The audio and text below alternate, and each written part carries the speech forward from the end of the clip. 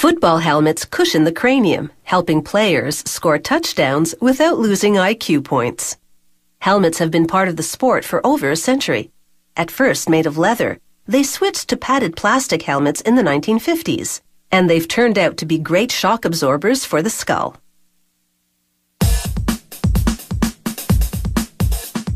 In a game of tackles and tumbles, a helmet is essential equipment. To make one, plastic pellets are suctioned into a machine that melts and molds them into a helmet. This fist-like device shapes the inside of the shell. It takes just seconds for the shell to harden. A robot collects it and transfers it to a conveyor.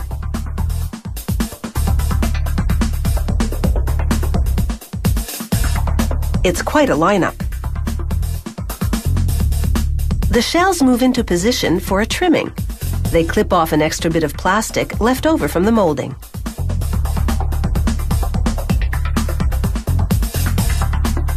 Next, a robot drills up to 9 holes in the shell. The holes will be used to attach a liner, face guard, and various pieces of hardware.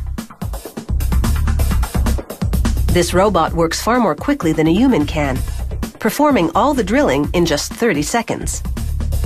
It's programmed to be extremely precise, doing a flawless job with computerized precision. Then the robot flexes back to receive the next shell.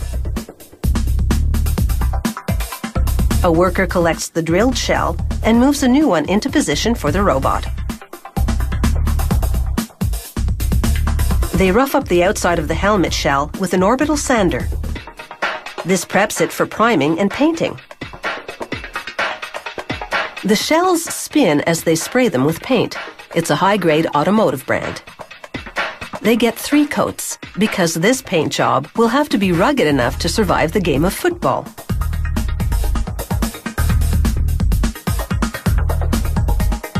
The helmets cure in the open air for up to 18 hours. A chemical reaction occurs, causing the paint to harden to a glossy finish. Not every helmet is painted. Sometimes football teams prefer tinted plastic. It all depends on the look the team is going for.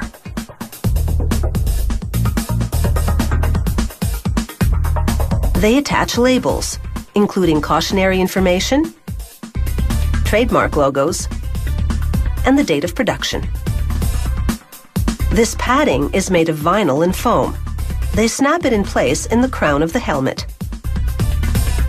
The padding for the side and back is made of the same material.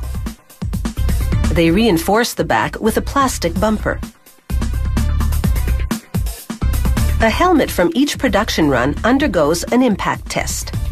The helmet has been fitted on a head-like form equipped with sensors. The technician calibrates the sensors using a computer. He presses a button, and the helmeted head falls. This mimics the effect of a player's head hitting the ground in a tackle.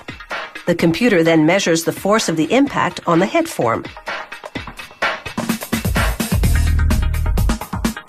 Once the production run gets the okay, they attach the face guard. It's made of plastic-coated steel and has been custom produced at a different factory.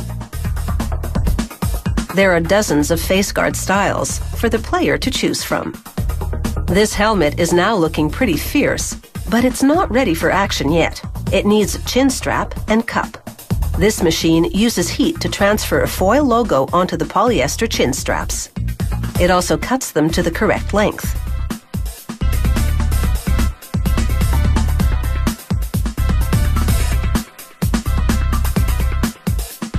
Once a chin cup has been sewn to the strap, they fasten the assembly loosely to the helmet.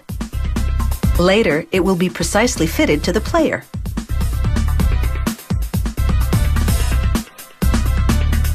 This helmet is now almost ready for kickoff. There's a final inspection, and then they wrap it up, complete with the manual and fitting instructions. It has taken less than a day to manufacture this football helmet. It's designed to hold up to thousands of impacts, because in the game of football, protection against head injury is a crowning achievement.